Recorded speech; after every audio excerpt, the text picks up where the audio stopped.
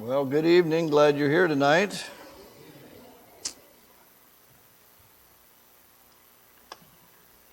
Wayne is not well, and it looks like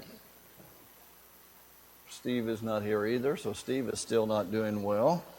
Paul Nygaard, who is Richard's father, the infection that he's been battling has spread, and they're going to have to be a little bit more aggressive in the way that they're trying to help him. So I know that Richard and the family, as well as Paul, would appreciate you keeping him in your thoughts and prayers. Anything else that we should mention tonight before we get going? Yes, ma'am. I'm sorry, what?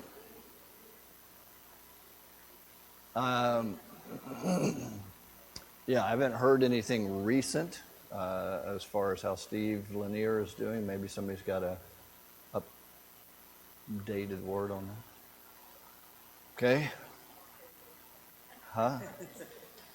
Well, it wasn't, I mean, I didn't see it. I actually went there today. Shock of all shocks that I went to Facebook. So anyway, I don't have any extra word on that. Sorry. Anybody else? All right, let's pray. Our Father, we're thankful for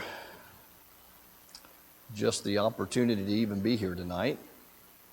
We know that there's a lot of activity, a lot of work, a lot of busyness in many of our lives, and that we can stop in the middle of the week like this and come together for a purpose of being encouraged and strengthened in your word so as to help us get to heaven.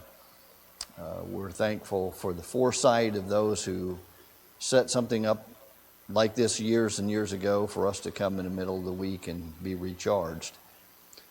Lord, we're praying for Wayne and for Steve and Paul Nygaard and asking you to help them all in the individual challenges that they're facing and stand beside them, those that are helping them, and help them to feel better as well as to make improvements so they can be back actively encouraging and being encouraged by being together. We're thankful for your love and for your care and ask you to guide us in our study tonight in Jesus' name. Amen. All right, so we're going to be, those of you that purposely wanted to try to avoid me in my class, you don't get to. I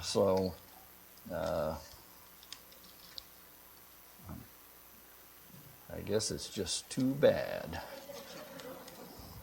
So we're going to be, we've been studying the book of Esther back in the other classroom, back in A1. And have found this to be one of the most exciting, interesting studies that I've been engaged in a long time. We've talked about things that we don't normally talk about in a church setting. We've talked about misogynism and pluralism, and we've talked about racial genocide, and we have talked about rape and human trafficking. The book of Esther is not the sweet little story of a pretty girl who wins a beauty contest, becomes queen, and saves her people. And so what we've learned from it is that there's a whole lot more to it. It's a book of high drama, actually, one of the most dramatic books maybe in the Bible, with what all happens and goes on. But we've just kind of relegated it. We've talked about it in the class, those of you who haven't been in there. We've talked about how it's often just relegated to either a children's Bible story or it's a ladies' class book. So the ladies study it. So that is sometimes the case. But there's a whole lot more to it than that, and so we've been looking at those things. We're just about to conclude this series. We concluded last week with the edict that had been made, written by Mordecai. I'm not going to be able to give a whole lot of backstory. It leads to the protection of the Jews, and we noted that the Messianic line could have been in just complete jeopardy had that not happened. That if Haman got his wish, got his desire, the entire Jewish population would have been eradicated, annihilated, killed. They used the 2, 3, 4 words to describe what they wanted to do to them, and so the whole Messianic line and the promise of God would have been hanging in the balance. I'm not saying that God couldn't have pulled it off. I'm persuaded He could have and would have, in the sense of somebody being saved. But if He completely eradicated the Jews, it would have been done. It would have been over. So His plan was foiled, as we looked at. But today we're going to move on, and we're going to be in chapter 9 of the book of Esther. And let's be, lighting in here is not as good, so let me take my glasses off.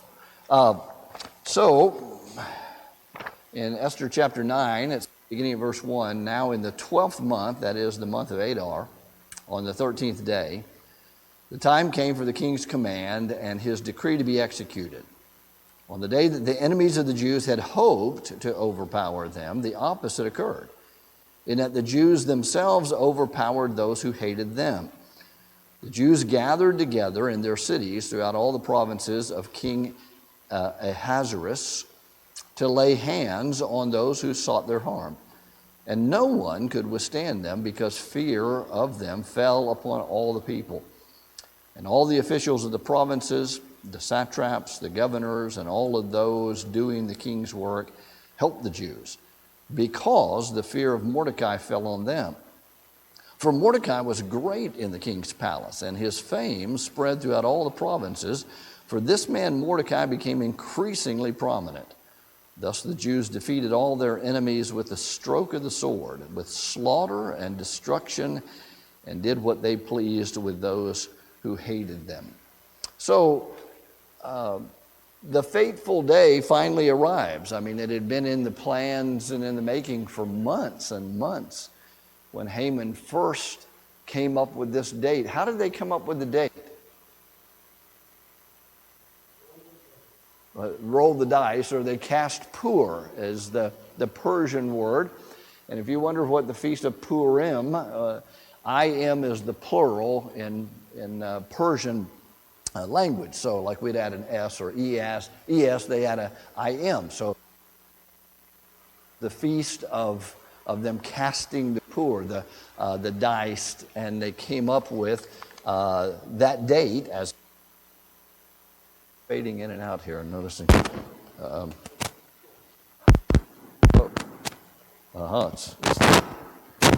It's the antenna. No, not now. Okay. Is it working now? Can you hear me now? Okay. So let me put it in my front pocket, see if that does any better. All right, so 11 months have passed. Haman's diabolical plan to eradicate all of the Jews from within the country of Persia. They've cast lots to determine the date. It fell 11 months later. Many suggest that we can see the hand of God in that and in this delay. And that could be the case, or it could just be, it just happened. That was the date that worked out. So remember that the Jews, now they had about 8 months to prepare, and from chapter 8 and verse 9, but their enemies had been planning for 11 months. So from the original plan, it was about 11 months later, we're going to go out and kill all of the Jews, eradicate them completely, destroy them, annihilate them. But then through the process of all that's happened in the book of Esther that we've looked at so far, we were down to about 3 months later. And so at 8 months, they had to prepare to get ready. So the Jews marshaled their forces. They gather together in their cities. They form resistance groups, as it were, to be able to fight against the enemies who were coming for them. In addition, because of the circumstances, I guess, that led up to this, it says that of Haman's fall from grace and his execution, as well as Mordecai's promotion to this great prominence that he held, there's a great fear now that begins to develop among the Persian people. They become very fearful of Mordecai and fearful of the Jewish people in the sense of not knowing what to do. There's a great respect that grows for them. In fact, it says, as we just looked at, the satraps, the governors, some of the rulers, they join with the Jews in their resistance against the Persians. So God has reversed this thing entirely. I mean, the plan was to completely destroy all of the Jews. When that's foiled, it's turned around now, and now you actually have Persian people who are helping the Jewish people out. In fact, Persian rulers who are helping them out. Now, it wasn't too long ago when Haman was the one in charge. I mean, he had your head cut off or you killed if you had so gone down that road as a Persian.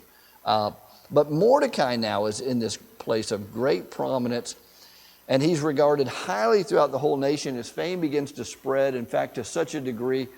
If you were in the class and you remember, what had Haman's wife said when Mordecai was the one led through town and he was so greatly honored, and the whole plan starts falling apart? What is it that she said?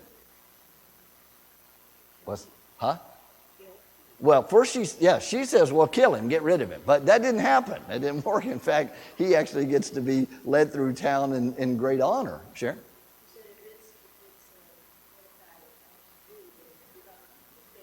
Okay. Yeah, that's right. I mean, it's over. Basically what she said. Because he's a Jew, and obviously there's some thought that God or the gods or whatever they may have thought is with this man, Mordecai, and so you're not going to be able to withstand him. And so it's over. And so, go have a nice banquet. That's kind of how she sends him out the door, I guess.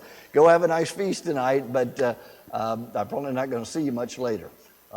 So it's a situation that's pretty alarming. In verse 5, it's somewhat of a summary statement.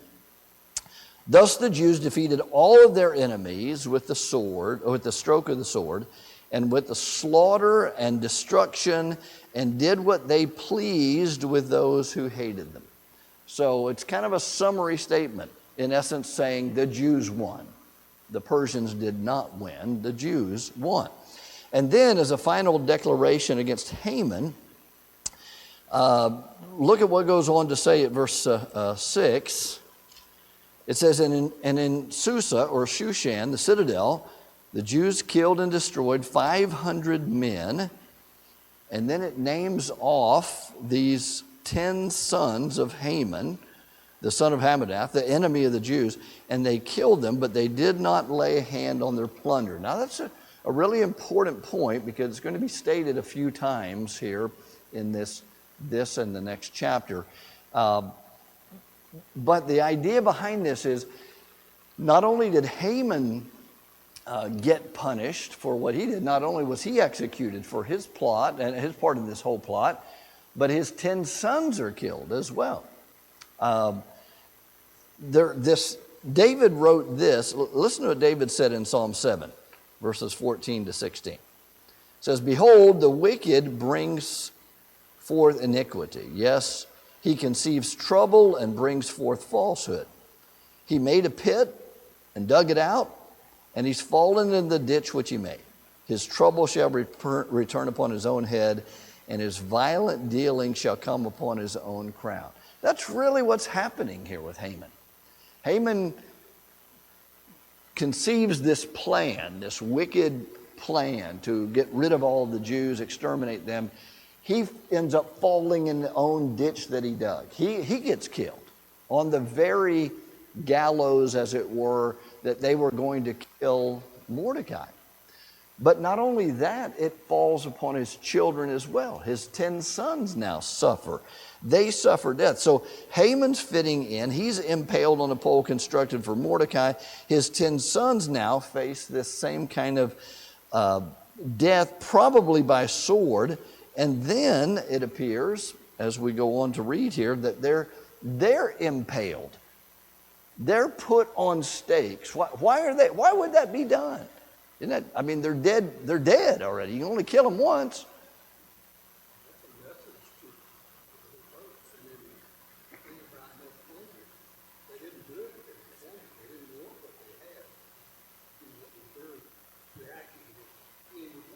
Okay, yeah, that's right. That we're just saving our lives is what we're basically doing. That's what the Jews did.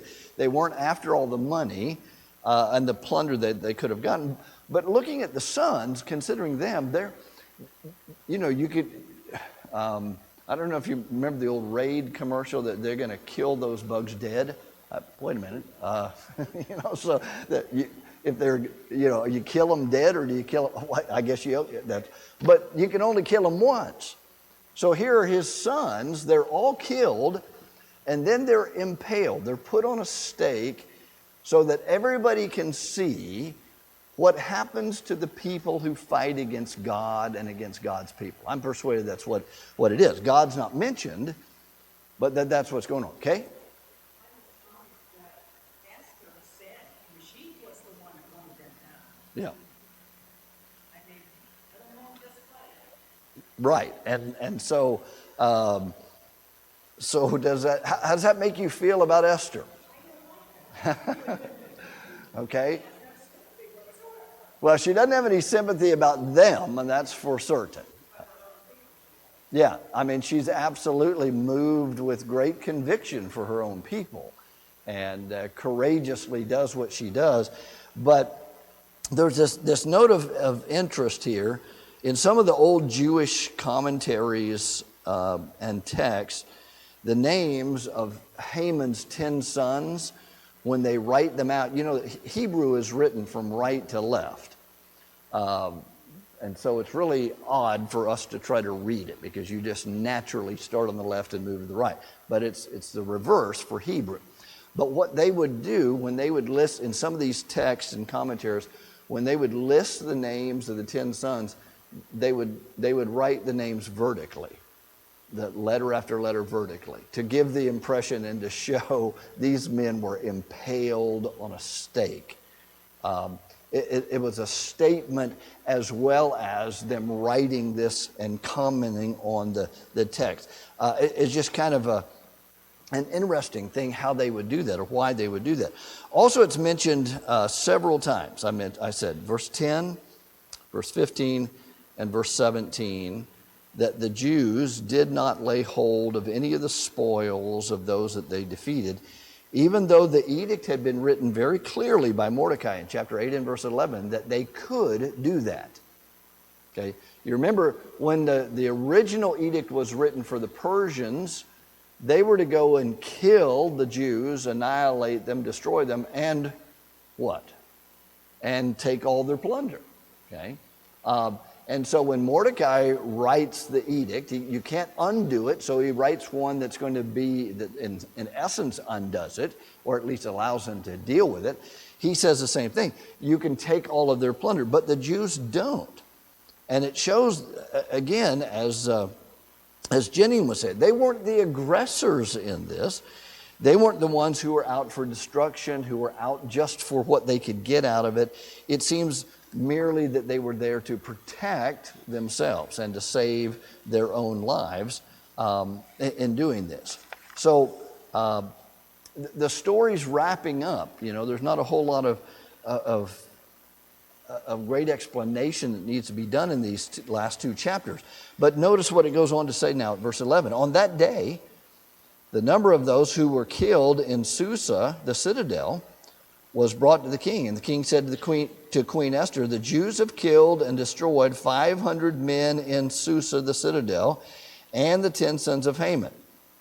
what have they done in the rest of the king's provinces? Now, it's kind of interesting that the king wants to know, so what's happened in the rest? I mean, remember how vast this empire is. It's 127 provinces. It reaches from on the western side over by the Black Sea, all the way into India, down into Africa. I mean, this is the largest empire that the world has ever known at that time. And so he asked this question. It just seems kind of surprising to me. He said, okay, 500 have died or been killed in Susa, right here in the town where we are, where the palace is, where the citadel is, and the 10 sons of Haman. What's been done to the rest of the king's provinces? And I'm thinking, how would you expect to get that information that quick? You couldn't just go turn on CNN and you get an update, or pull out his phone real quick and see what's the latest news. How would he get this news of other deaths? How would he know about it? How would anybody know about it? Runners, yeah. I mean, they would have people who would be reporters who they left this area. They didn't leave all the way from over in Ethiopia or over in India or up by the Black Sea. That news hasn't reached them yet. But he's wanting to know what's happening in the rest of the kingdom. So what's the word on the street? I mean, he's getting it coming back. It's filtering to him. So the word is that there's these people have died. Now, what is your petition? He says to Esther, okay, 500 have been killed right here in Susa. Now, what else is your petition? It shall be granted to you. Or what is your further request? It shall be done. It's amazing how Esther stands in the presence of this powerful king. And you say, well, that's it because it's his queen. Well, that didn't mean a whole lot. Not in that day and culture. But he says, I mean, this whole plot, this whole person in Esther now, she's risen to such a point, and so is Mordecai, and he says, what else do you want? What else do you need for me to do? What else is there to do? Then Esther says at verse 13, if it pleases the king, remember, this is up to you. If it pleases you, let it be granted to the Jews who are in Susa to do it again tomorrow, according to today's decree, and let Haman's 10 sons be hanged in the gallows. So she says, let's take those dead guys and impale them or crucify them or whatever, put them on a stick. I mean, impalement's a pretty gruesome thought as to what that means. And so let's impale them, put them up for everybody to see. But also, what does she ask for? Yeah, let's do it another day. We're going to kill them some more tomorrow. Huh? There's not enough, so we're going to keep going. And I don't know. I mean, but her point. So why would she say that? Why would Esther want another day's? I mean, this is this sweet, beautiful woman who won a beauty contest, and now she's saying, "Hey, let's go kill them some more. Let's go kill some more people." Carl?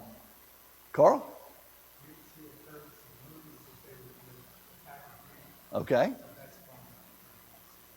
Okay, sure. Possibility of that. Randy? I think she wanted to spread the message around the empire. Okay. I think they killed about 75,000 boys. Yeah, I mean, the numbers are pretty astronomical. In fact, most scholars say those numbers are overblown, but that's pretty common for that kind of thing as far as reporting goes. It could be that. I mean, it could just be, we want to make sure we get this message out. If you are an enemy of the Jews or the Jewish people, this is your fate. And so, go ahead. Richard, do you want to say something?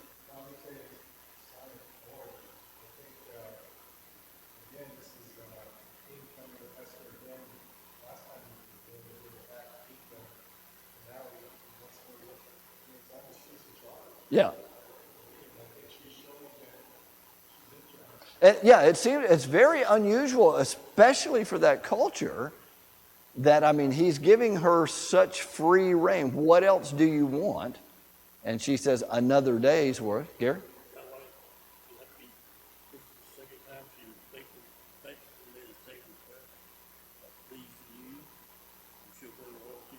Yeah, I think so, right.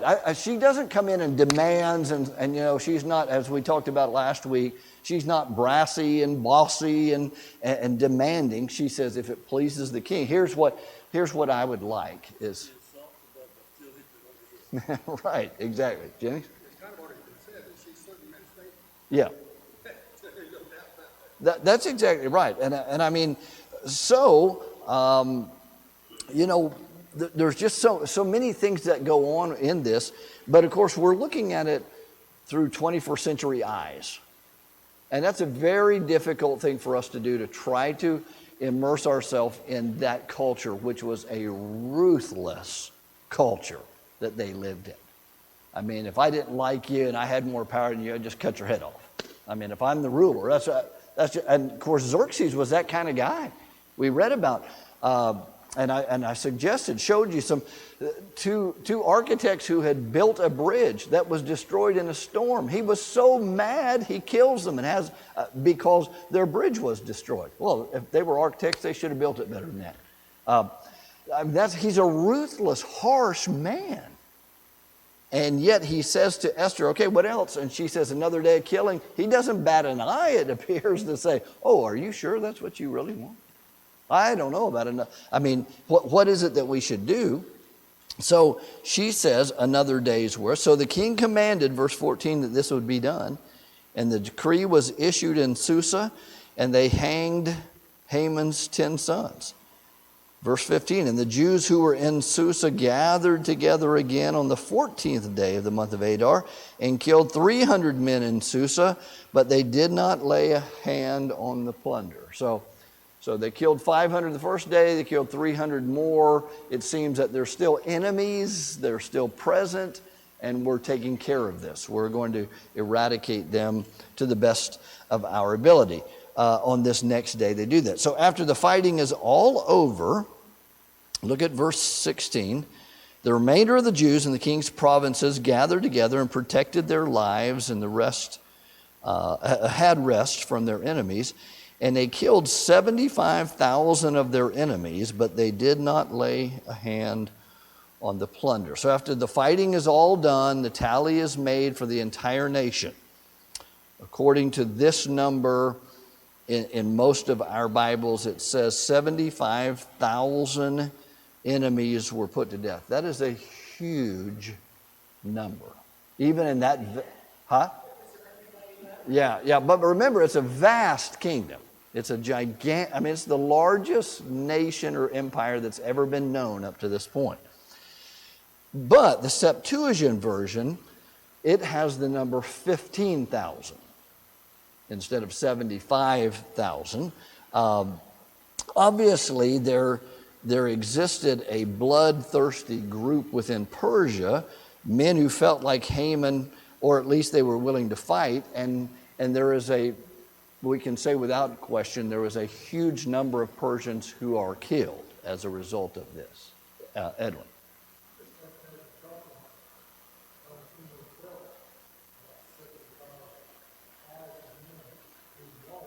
Right.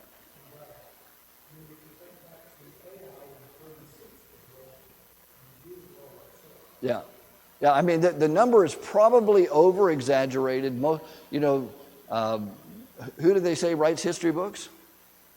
The victors write the history books. Okay. So, and there is a tendency in all of this culture back then. If you're the historian writing about something, I'm not saying that the Bible was fabricated, but I'm saying that the historians of Persia would say, we had 100 men and we defeated 50,000. It's like, wait a minute. You didn't have 100 men and defeat 50,000. But that's kind of how they would write history. And so there may be some of that in the sense of the Persian numbers. 75,000 people were put to death. That would have been a huge number in the kingdom, would have, as Edwin was saying, would have been a vast number. And remember, he's already lost some and was turned back at Greece at the beginning of our book, as we were looking when he tried to subjugate Greece before. But anyway, this important point, again, they did not touch the spoils. They did not plunder the spoils, although they were allowed to if they wanted to. It seems to show that this is the culture of ones who are trying to serve God, at least at this point. That they're not in it just for the money, not in it just for what they can get out of it. They're trying to protect themselves and deal with these situations as best they can. So let me see if you have a question or thought or anything up to this. Yes.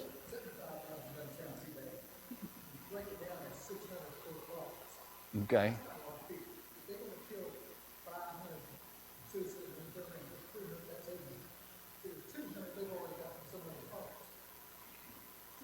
Okay. Yeah. Okay. It may be some of the rural areas. Okay. Right. Yeah, and I mean, that's certainly the case, that they're getting rid of the people who were the enemies of the Jews, of which, there would be some who would feel like Haman and want to kill the Jews. But there were probably some who were just plain mercenaries. They didn't care who it was. Hey, I get a chance to kill them and take their sure. I mean, there are people like that. And so there probably was a number of people in India today. right. Yeah, I mean, of how compacted they were, yeah, we don't know that. Those are mind-boggling numbers that Brother Surrender talked about Sunday. That is for certain. Okay, something else. Anybody else? Question or comment? Yes, Melissa. Oh, or Sharon. That's okay. Yeah, you're like sisters.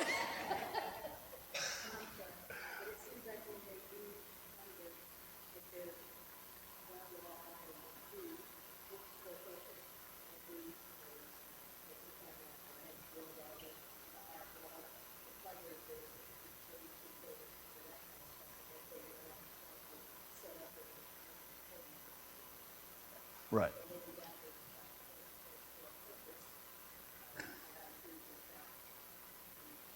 Yeah, well, and the interesting part about this is we don't know what God's thought is on any of this because God hadn't said.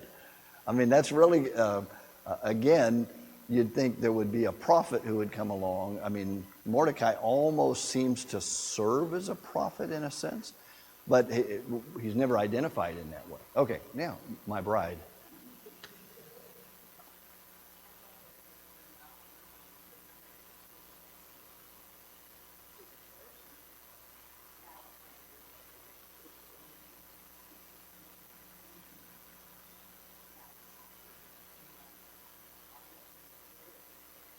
Sure.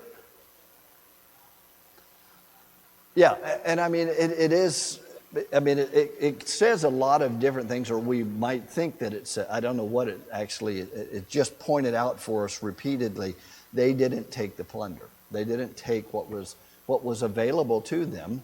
And I think it speaks to the people and their attitude and whether it's their trust in God or whatever. But anyway, they don't go out just to try to eradicate them and just to try to take advantage of them. So it says in verse 17, this was on the 13th day of the month of Adar.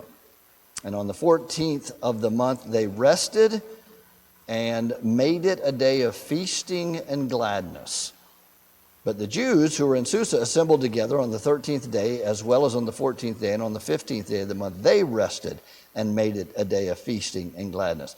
Therefore the Jews of the villages who dwelt in the unwalled towns celebrated on the 14th day of the month with gladness and feasting as a holiday, and for sending presents to one another.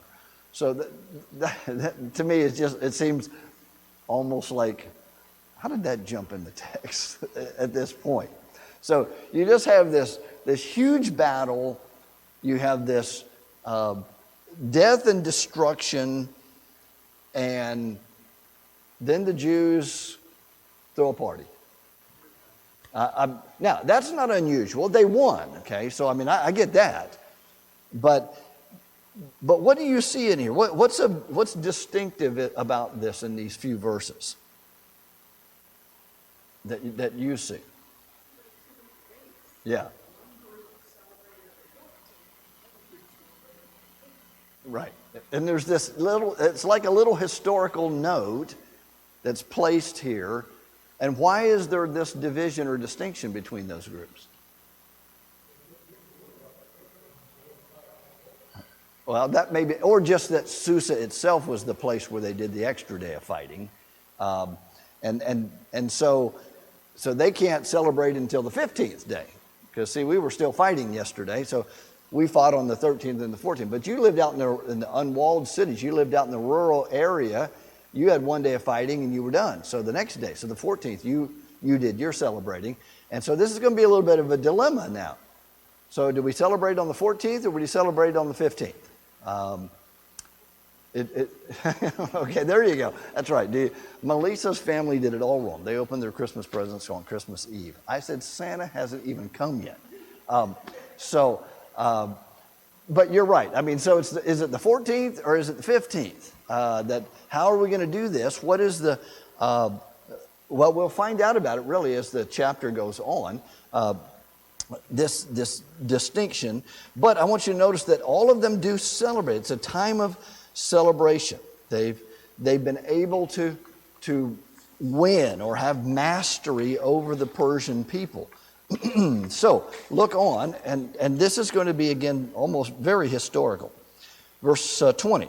And Mordecai wrote these things and sent letters to all the Jews near and far who were in all the provinces of King Ahasuerus, to establish among them that they should celebrate yearly the 14th and the 15th day of the month of Adar, and as the days on which the Jews had rest from their enemies, as the month which was turned from sorrow to joy for them, and from mourning to a holiday.